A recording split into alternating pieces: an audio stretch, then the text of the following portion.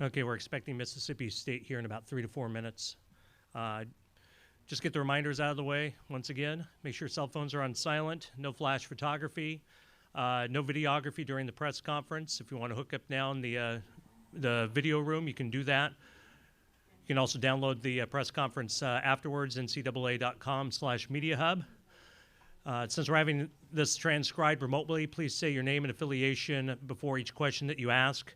And if you want to address your question to all the student athletes on the dais, please indicate which one you would like to have answer the question first. And then just to give the standard, it'll be about a 2-minute opening statement from the coach, 8 minutes of questions for the student athletes, followed by 10 minutes with the head coach. The athletes will be on the dais for Oregon. Afterwards will be Sabrina Ionescu, Satu Sabali, and Ruthie Hebert.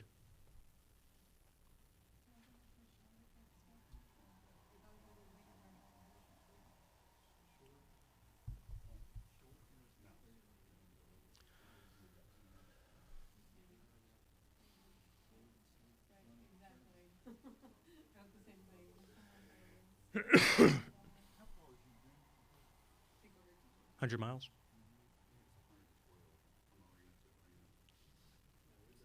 About 2 hours, depending how fast you drive. Ken can make it in an hour 45. Lindsay gets her helicopter.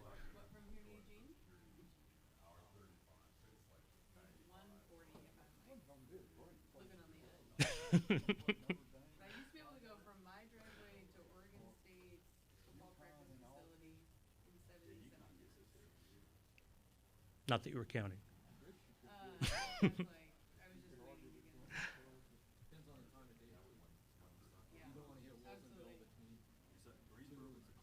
No.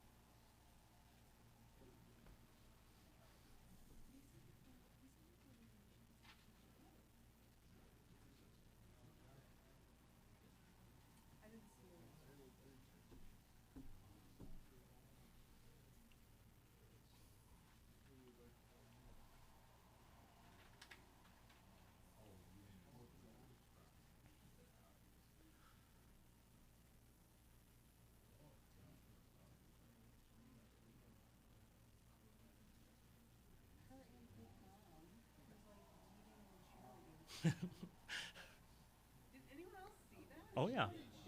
Oh, yeah. She was as loud as anyone else in the arena.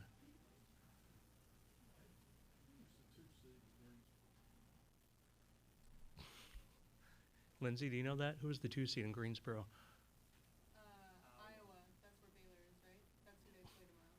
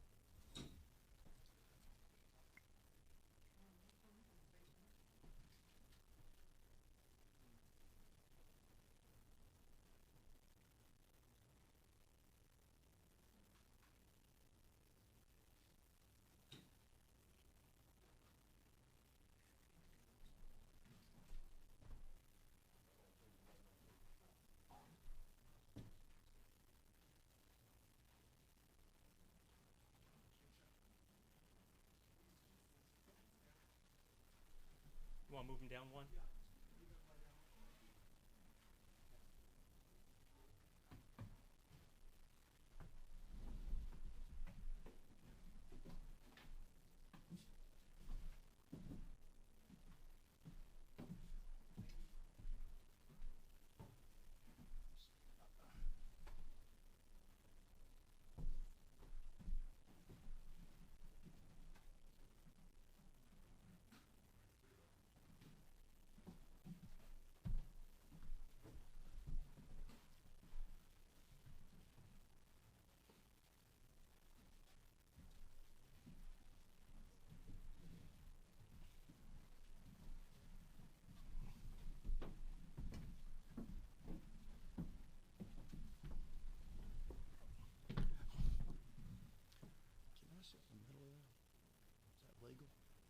Whatever you like, Bill.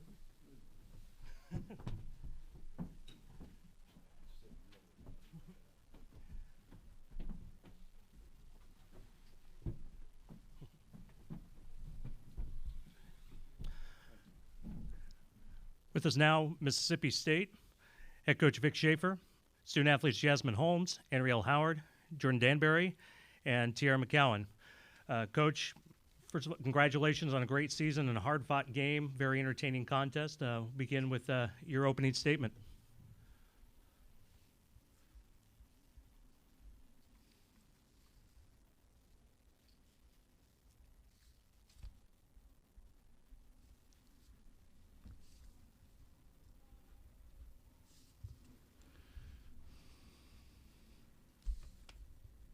Be with you in just a second. Your opening statement, please. Yeah.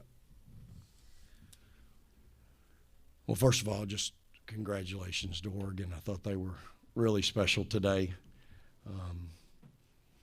You know, they're going to go on a journey that they haven't been on before, and we've been on it a couple times, and it's going to be a really special week for them. You know, for us, man, I just can't be prouder of my team today. You talk about competitive, tough.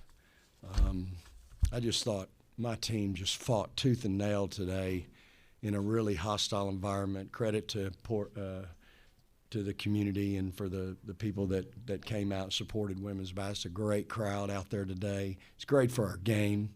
And I just thought my team was just phenomenal.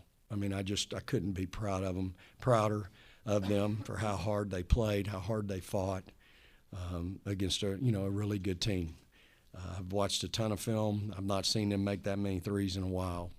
And, they made shots today. You got to take your hat off to them. When you make shots in a big game like that, you got to tip your hat to them. And so for us, really thankful for Ariel and Jordan who transferred to us.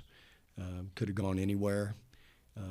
Believed in our program, wanted to be a part of it, trusted us, to their families who entrusted us with them. And, of course, Jazz and T, who have been here along with Zion all 4 years. Jasmine Holmes, 13 assists, no turnovers today, 13 points. Just what she's doing now. I mean, she has just continued to develop and develop and develop. I've never seen a point guard in 4 years develop as much as she has. And, of course, Tiara, I can say the same thing about her. I told her when I walked in there, 4 years ago up in Connecticut, we got beaten the Sweet 16, and that's the last time we've ever come in late or come in from a postseason and not be headed to the Final Four. And that was not a good day. But I walked in that day, and Tiara McCowan might have been the only one that competed that day when we got beat by UConn. And to see her growth and development over the past 4 years, up and even into today, I mean, you can see it. I see it. Man, she's going to be an unbelievable pro and just have a tremendous career. And I'm just so proud of her. She's made, this whole team, but these two, all four of these, they've impacted my life in an unbelievable way. Made me a better coach, better husband, better father. And I'm just so thankful for them, again, for their, when Jordan came to us, just how humble she was, wanting to be just You know, she was a McDonald's All-American coming out of high school. She just wanted to be somewhere where she said, I just want to be a part of a team and a family. Nothing about minutes, nothing about starting, just wanted to be a part of a family. Anriel, very similar, wanted to win championships. Coach, I've never won a championship. I want to win championships. I want you to develop my game, help me get to where I want to go to. And so for us, my staff, you know, that team in there is hurting, but I'm just really proud of them. I told them they've impacted a community and a university unlike anything I've ever seen. We could all go through life and not have the opportunity nor the impact that these kids have had on a place like Mississippi State. It is a very special place, and the impact that these kids have had, it's unlike, like I said, it's unlike anything I've seen. So we'll move on. Again, congratulations to Kelly and his staff and that team. We know what that feels like, and we'll go back to work. Open it up at this time to questions for the student athletes.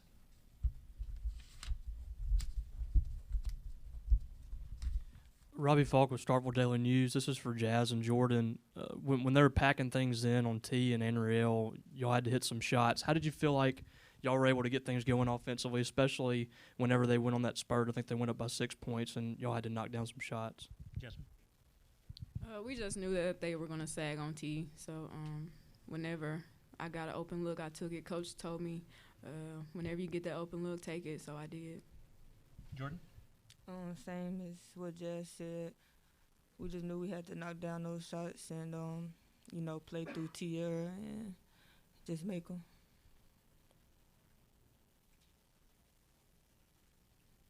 Right there and then in the back. Tyler Horka, Jackson Clarion Ledger. Tierra, you've lost in the last game of the season twice. How does this feeling compare to the times that you lost in those games? A loss is a loss, you know. It doesn't feel good, you know. But I'm proud of my team. I'm proud of my coaching staff. We got this far. We had a great season. So, I mean, nothing to hang our heads on. Yeah, it hurts, but, I mean, we'll be okay.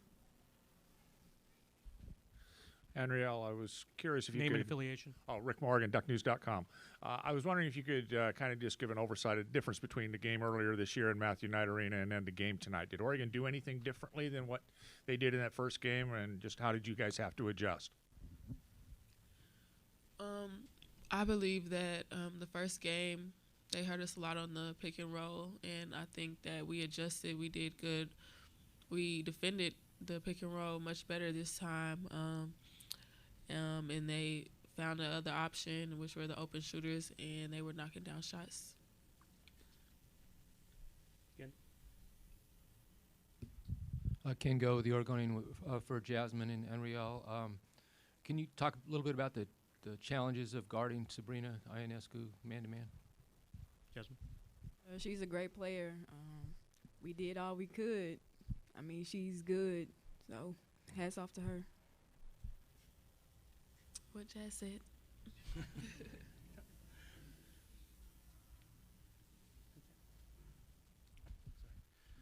Richard Farley, High Post Hoops. Tierra and Anriel, Coach talked about this a little bit. When you think back to this game, how much are you going to remember the challenge of having to come to Oregon and trying to beat the Ducks on their second home turf? Anriel? I mean, it's not easy. You know, we lost both times, but I do think that we played harder the second time. The first time was on their court. They had that advantage, but this time they still had a lot of their fans here. Tierra. Like Coach said, they shot the ball great. You know, they had great ball movement. Whenever we took away one thing, they were kicking it out to shooters, and we weren't recovering. So, I mean, that was a challenge. We didn't guard the line.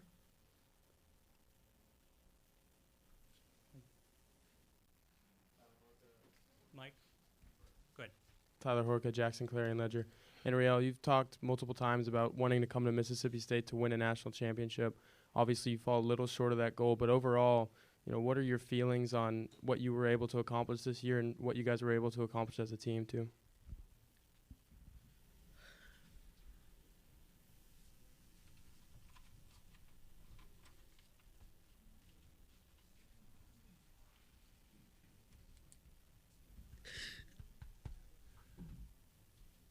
Let's come back to that. Let's take another question. We'll come back.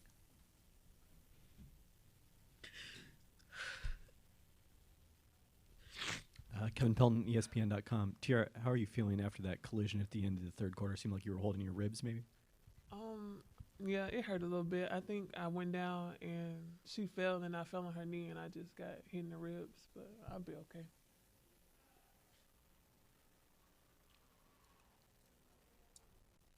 Going back to Anriel. Is this on? There you go. There you go. Just going back to Anriel, I've been doing this 34 years, y'all. Every day, smile. Every day, motor's 120%. Every day, competing. You know, what she brought to our program, again, could have gone anywhere in the country. And, you know, she's a great kid. Her mom, her family have done an unbelievable job with her, and just an unbelievable competitor. She's not done playing, trust me.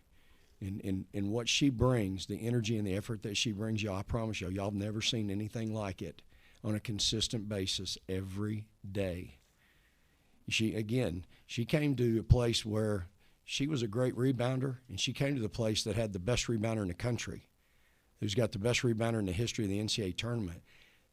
That's the confidence that this kid has, and that's the giver that she is. She knew, okay, that number may suffer. Okay, that's not about me. Let me see if I can help her with those numbers and see if we can win a championship together. And I think that's what needs to be said about Anriel Howard. She is a tremendous young lady and an unbelievable competitor. I mean, motor is off the chart. I think I can try to answer now better. Thank you. But everything that Coach said, I mean, it's all accurate.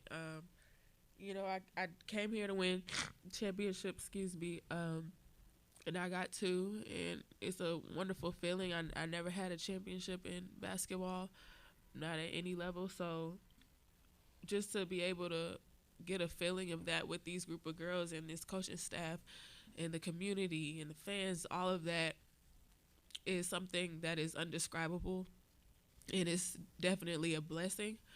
And I'm just really grateful for the opportunity that the coaches gave me and the girls for welcoming me in the community. Like I said, like, it's just been awesome. And I just want to say thank you to everybody. So thank you. We've got time for one more question for the student athletes. All right, ladies, thank you so much. Congratulations on a very impressive season.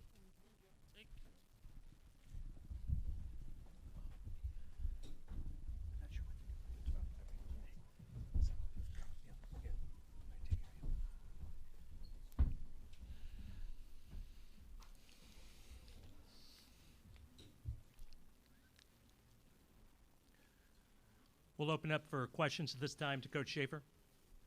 Lindsay? Lindsay Schnell, USA Today. Vic, you said yesterday you're a big note taker. You sat down, looked like you were taking some notes. I wondered what jumped out to you on the stat sheet, just as you're trying to immediately process the game. Yeah, I mean, 13 out of 26 from the three-point line. You turn those into twos, you know, you win the game. You know, we made notes at halftime, and they made 8, I think, at half, and, you know, we knocked that down to 5 in the second half. But, you know, first thing that jumps off is 13 assists, no turnovers in an Elite Eight game. I'm never getting off my soapbox about that kid. What an injustice to have an award, and she's not one of the top 5 in the country. It's a joke. But, you know, they shot it really well. And, you know, I don't know that I've ever been in a game where we turned it over 6 times and we didn't win. I've never had that happen in 34 years in coaching. But we only forced them into 8. And so, you know, I got 1, 2, 3, 4, 5, 6 kids that shot 47% or better. But, you know, at the end of the day, y'all, it's on me because we got to guard better. And I just, you know, obviously I didn't have them in the right position to do that. you know, I pride myself on being a pretty good defensive coach, and I gave up 88 points tonight. And, you know, you're not supposed to win those, quite frankly.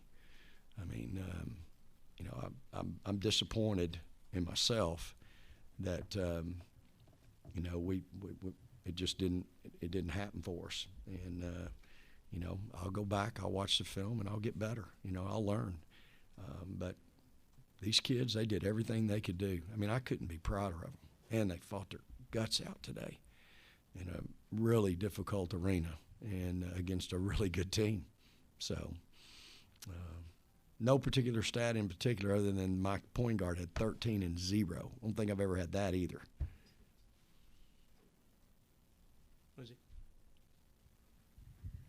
Lindsay Schnell, USA Today. Okay, I'm not trying to get you in trouble with this question, Vic, but the game seemed to be called differently in the third quarter. Was that something that you felt, and do you think that you guys struggled to adjust to that?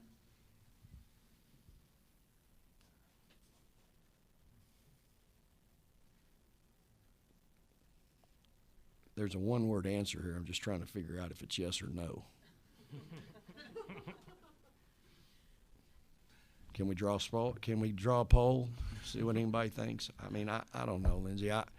You know, obviously it was one quarter because in the fourth quarter we had 4 fouls to give before we got them in the bonus with 50-something seconds left. So I don't know. I mean, I know, you know, but, you know, I'm all into the game. So at that moment, I'm just trying to coach my kids because that was part of my notes. In our first game, we got into a little bit of a foul situation with them, and that was part of my message to them today. Hey, I read them, part of my notes going into the game, and one of them was, hey, got to play harder defensively. We got to do a better job in help, and we got to clean it up. You know, we got to be clean. So I'm going to be clean, and I'm done. Back here, and we'll come up front. Richard Farley, High Post Hoops. Coach, we can talk all we want about home court advantage, but we're not actually on the floor and making decisions. Was there anything that you can remember about the game that you feel might have gone a different way if this were on a true neutral site? You know, I just think I know where our game is, to answer your question, and I get it. It was a great environment.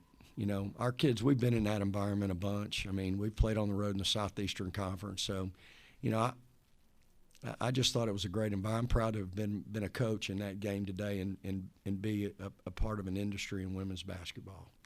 And, you know, here's the thing. We probably could have played it somewhere else and been on a completely neutral floor and played in front of 1,000 people. So do we want that, or do we want to play in that environment today? You know what? I like playing out there today. You know, I think my kids liked playing out there today. It was a great environment.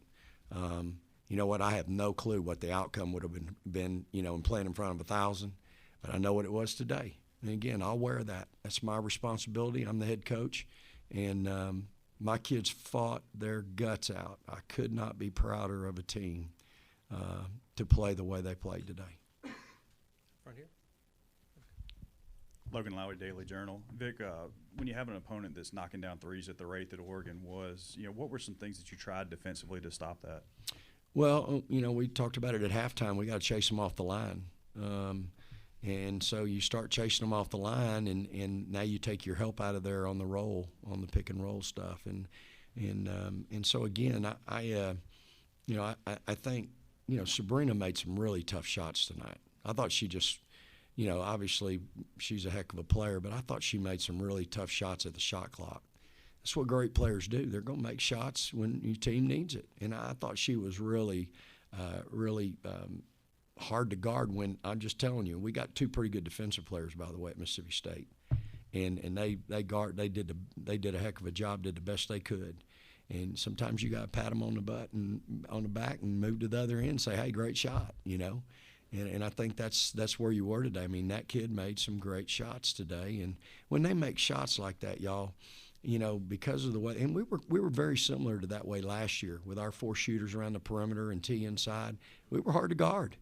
And they're hard to guard when you do that. And so, you know, again, I watched – I can't tell you how many films, and they've been a little bit – I haven't shot it as well lately, but up until today.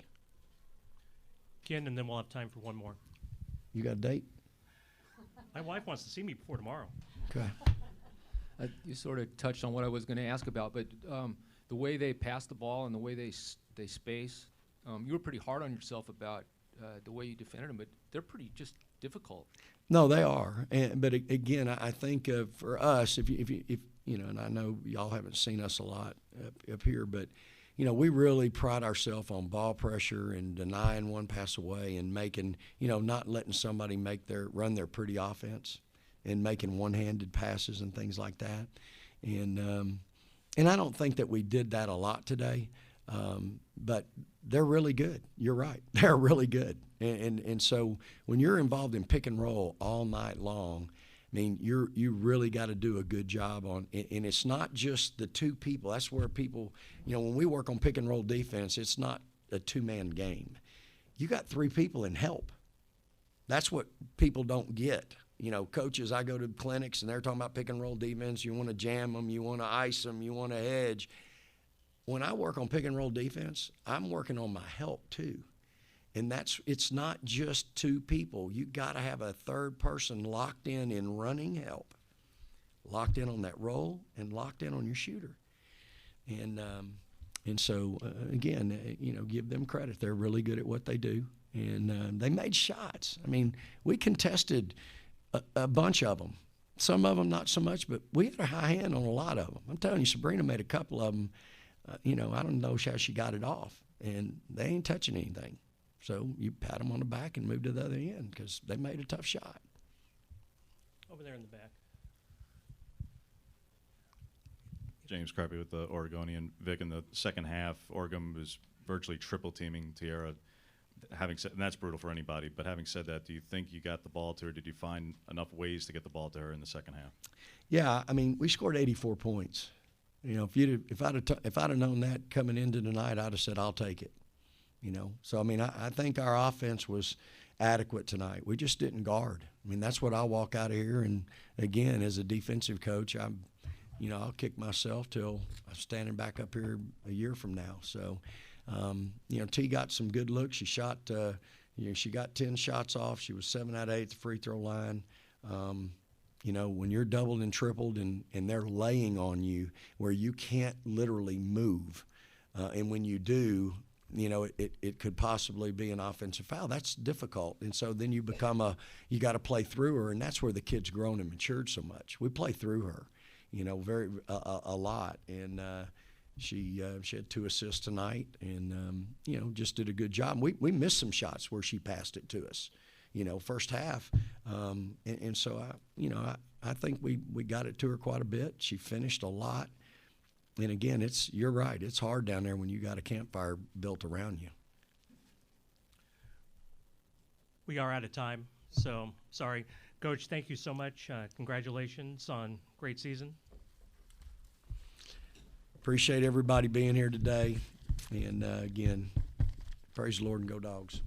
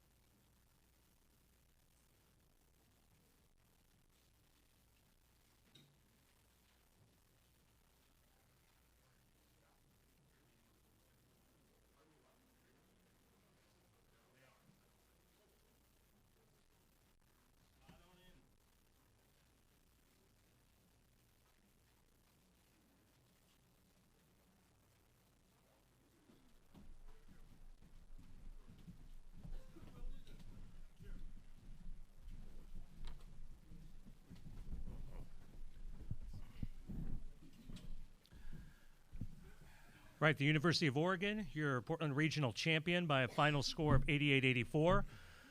With us at the dais, head coach Kelly Graves, Ruthie Hebert, Sabrina Ionescu, and Satu Sabali. Coach, congratulations. Begin with your opening statement. Incredible game by both teams today.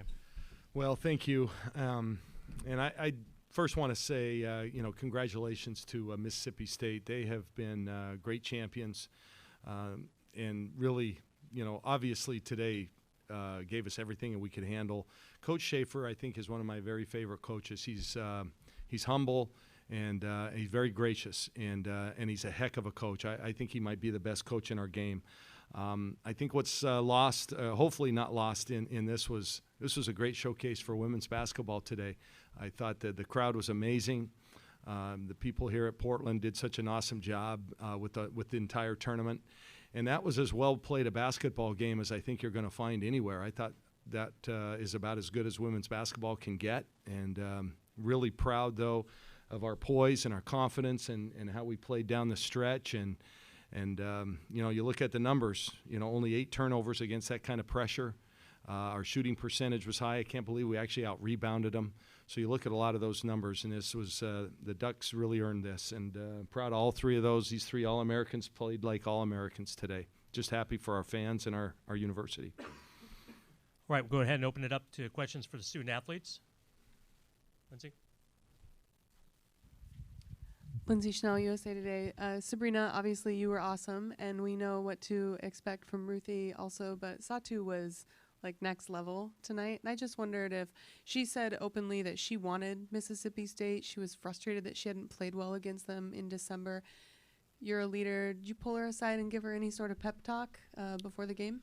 I always do, and I always try and talk and to her and what I think she needs to improve on, what I think she's great at. And she knows we have a great relationship, but Satu's might be the best guard I've ever played with. Her ability to score, rebound, her will to win, and tonight it showed. She wasn't happy with her previous game, and she came out really wanting to win, and so that's what it took from all of us, not necessarily just Satu, but yeah, definitely one of the best guards I've ever played with.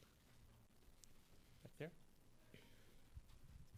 there. Steve Tannen, CBS Sports Radio, Eugene. Sabrina, obviously you get a lot of national attention, so does the team. But one of the best players ever and a really prominent voice for ESPN, Rebecca Lobo, after the game, she went on Twitter, one word, Sabrina. What does that mean to you from coming from somebody so prominent like that? I hope she's talking about me. But it's awesome. Her support for our program, for us as individuals, is great. I'm happy that she's out there voicing her opinion. Like Coach said, this was one of the absolute best games that we've ever played in, that I think women's basketball has been a part of, and so honored for her to have tweeted that out. I might respond to it and ask her if she was talking about me. Over there. James Kreppe with the Oregonian. For Ruthie and Satu, for the second half, the stat line may not totally show it, but Tiara went from 12-10 at halftime to 7-5 in the second. You guys were virtually triple teaming her. What did you guys try to do to contain her, both from offensive rebounding and really try to just contain her and take her off her game offensively? Ruthie first. Yeah, I think we just kept it up. We knew what we needed to do to defend her, being physical, pushing her out, and then we had great guards around us, getting the rebounds, getting those loose tip balls. Satu? Just coming out of the halftime, we knew that she will take those great shots. She will beast up, and Ruthie did a great job, and we all around did a great job of helping her, pushing her outside, and then getting those rebounds. Lindsay, then we'll come back there. Lindsay Schnell, USA Today. For Sabrina and Ruthie. Sabrina, you said afterward to Brooke on the court that this feeling, was more better than you could even imagine. And I just wondered, you guys have been so close.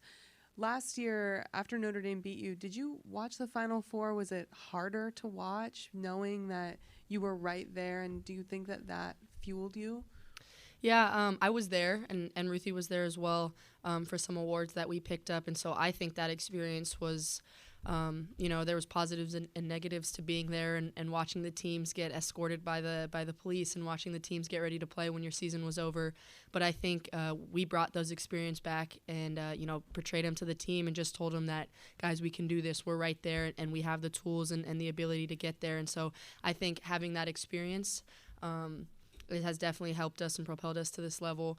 But these past 2 years, when we've made it this far, and when we lost in this position, it didn't feel like this. This had a total different feeling to it. I think we were so confident in our ability and our coach's abilities to get us ready in this position, and we were all excited last night. And I think that feeling showed today on the court.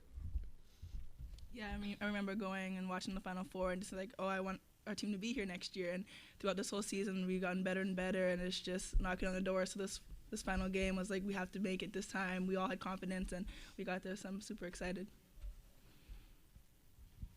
Actually, to all three ladies, rickmorgan.news.com, and to all three of the ladies.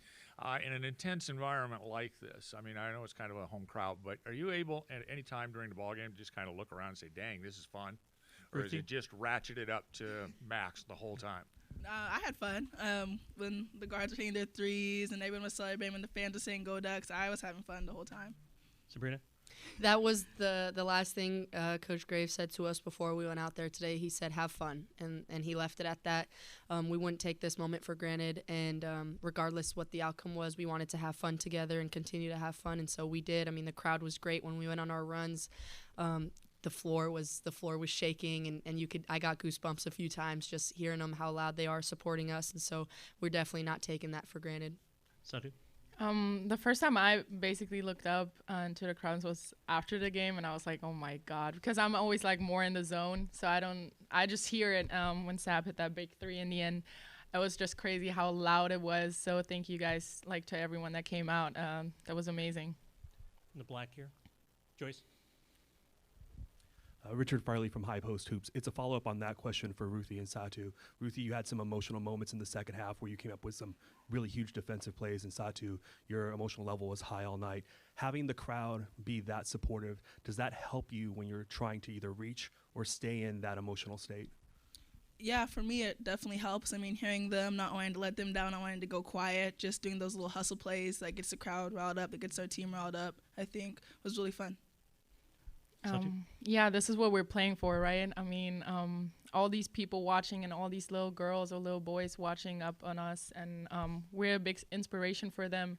And just knowing that everyone has our back and is cheering us on, is traveling all the way. I mean, some people were coming like from California, and it's just amazing to see. So just knowing that this is firing us up, and knowing that we have to bring our own emotionality into this game, it makes it easier. Kevin Pelton, ESPN.com. Satu, was this kind of what you envisioned in terms of getting another chance to play Mississippi State, and what were you trying to do differently coming into this game from the first matchup? I was just trying to be more focused. I did not want to do like silly mistakes. I wasn't like concentrating on getting scores or everything. I was really just concentrating on focusing on my controllables, getting those rebounds, trying to help Ruthie on Tiara, boxing out Howard. So just knowing that everything is like pressured. I try to like take pressure off me, but obviously knowing that I wanted to be aggressive in the game and just doing my own thing, and that's what I did. Go back here, then to the side. Thanks. Hey, Natalie Weiner with SB Nation. As Sabrina said, this was like a really amazing game and had to be a great win, like even among Elite 8 games. What do you think you proved with this particular win, and what do you hope it says to your upcoming opponents in the Final Four? Did you ask me? Oh, okay. I guess we'll start with Ruthie, right? Go ahead. Well, I think we just proved that we can do it. I think we proved that Oregon is an elite team, and that we have great players and a great atmosphere, and hopefully we can go a few more steps further. I mean, I think we proved to ourselves. We're not really trying to prove to the people that, did or did not believe in us. I think we proved to ourselves that if we put our minds to it and we put our hearts to it, we can accomplish anything. And all I got to say is we're not done yet. We're not going to be happy. I mean, of course we're going to be happy, but we're not going to be pleased with how far we've gotten. And I think that's one of the reasons why we didn't necessarily set one goal before the season. And I know we got a lot of critiques for that. But our goals are far greater than one game or a Final Four or something that you can really pinpoint. And I think our goals are things that we can control, and everything else will take care of itself. So I'm excited to get to Tampa and continue playing with this team. We have time for just one more over here on the side. James Creppy with the Oregonian. Sabrina, you get the ball with about $1:19 to go from Aaron. Ruthie sets a screen to you. Just walk me through what you remember there from that three that effectively ended the game. Well, that was going in regardless. No other way to say it. I wanted to finish this game off the right way. We've come so far. We played so hard that entire game, and I knew it was my time to hit a big-time shot. Ruthie set a great screen. The spacing was great, and I think that just shows that we've been learning from the games that we've been playing in. But at that moment in time, I didn't want it to go to overtime. I didn't want to give them any more opportunities to score. I was also pretty tired, and so I was like, let me just hit this and walk off to the Final Four. All right, that's the time we have for our student athletes. Congratulations. Thank you, you. ladies. Best of luck in Tampa. And Sabrina gets to do this job next year. Hey, congratulations. Thank you. Thank you. Great job today. Thank you.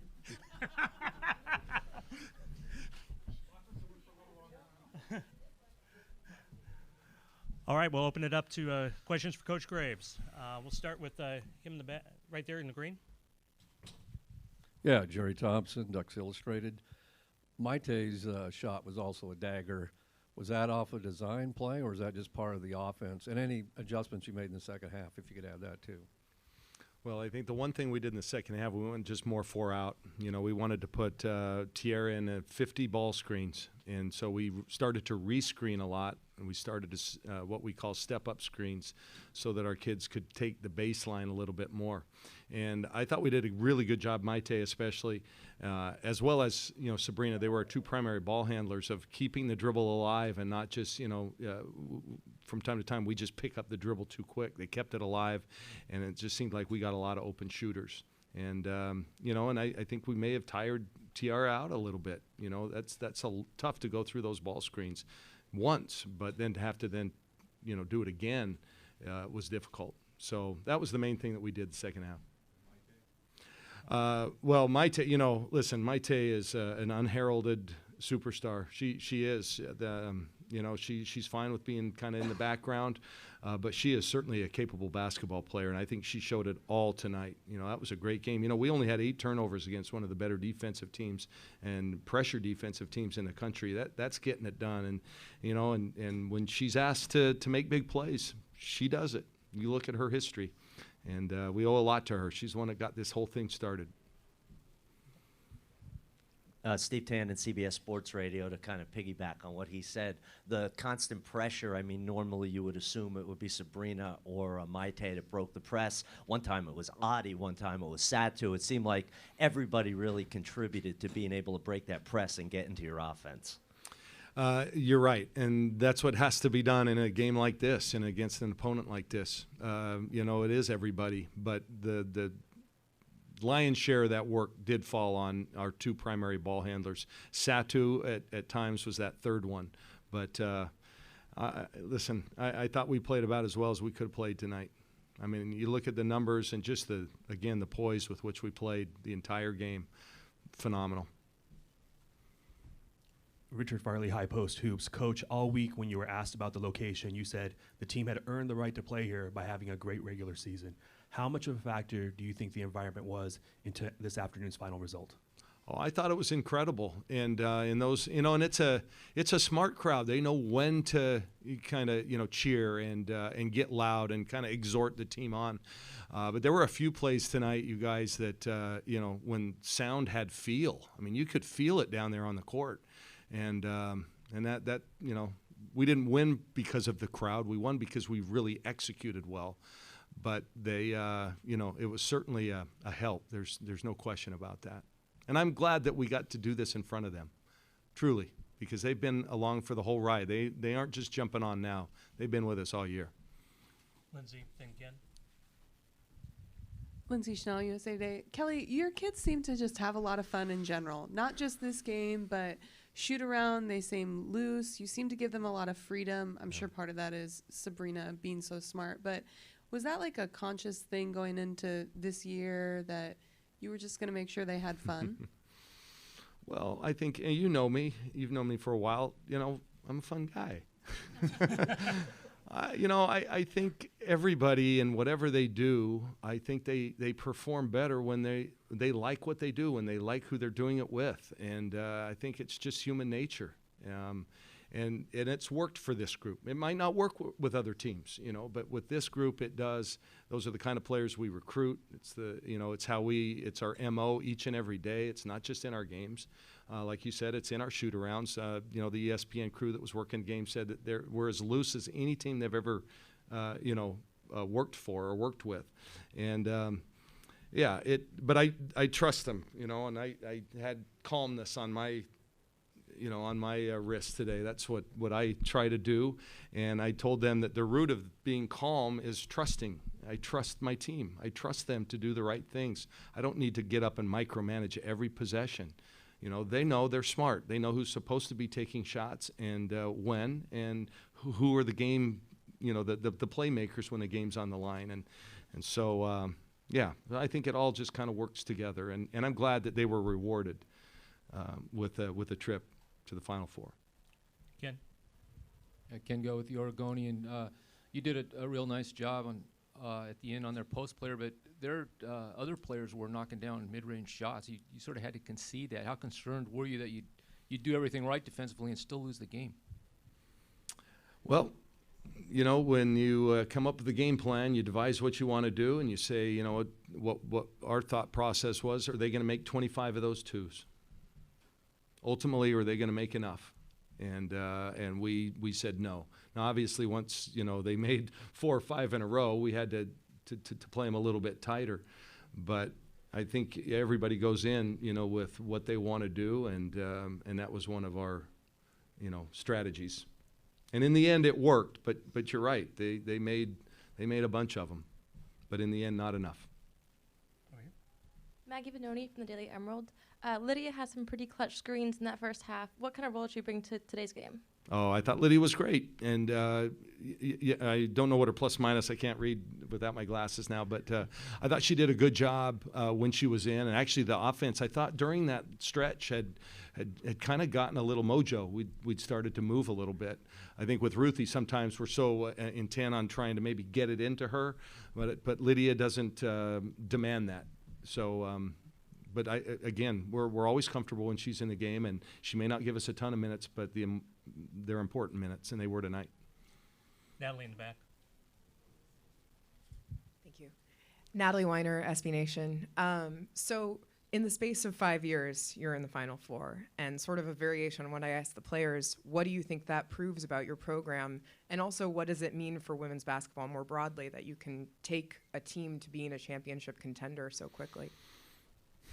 Yeah, it takes great players. I mean, it truly does. We started with, from scratch, so to speak. There were great kids in the program and really good players. We weren't quite at the championship level yet. So we just really, and I give my staff a ton of credit, they worked their butts off. And we had a plan, and we stuck to it and recruited really well. And, Oregon has a lot to sell. It's an amazing university. The athletic department is tremendous. Our relationship with Nike is second to none. And it's just kind of a fun place to be. And I think our student athletes are the real ambassadors. So when young women come on campus and they see what it's like, and we talk family, a lot of people profess that, hey, their culture is about family. Well, they see it.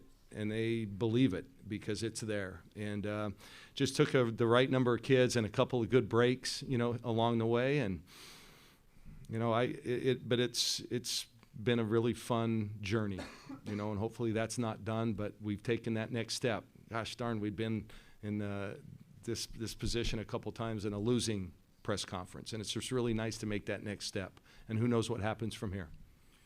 Thank you.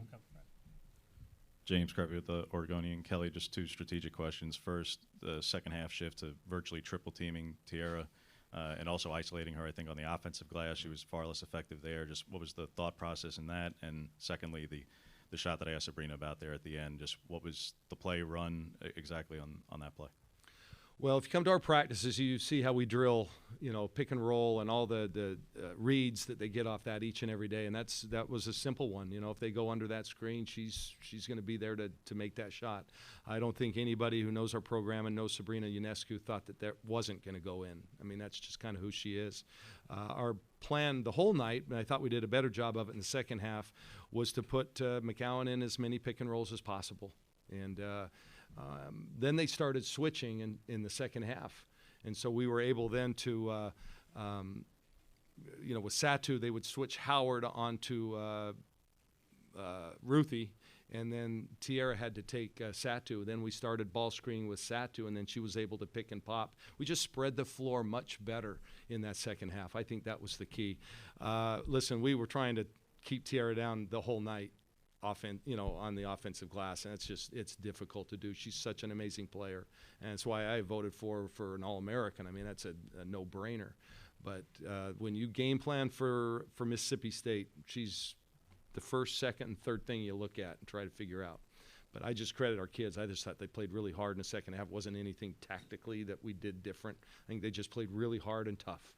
And we always say toughest team wins, and I thought we were the toughest team. Up front here.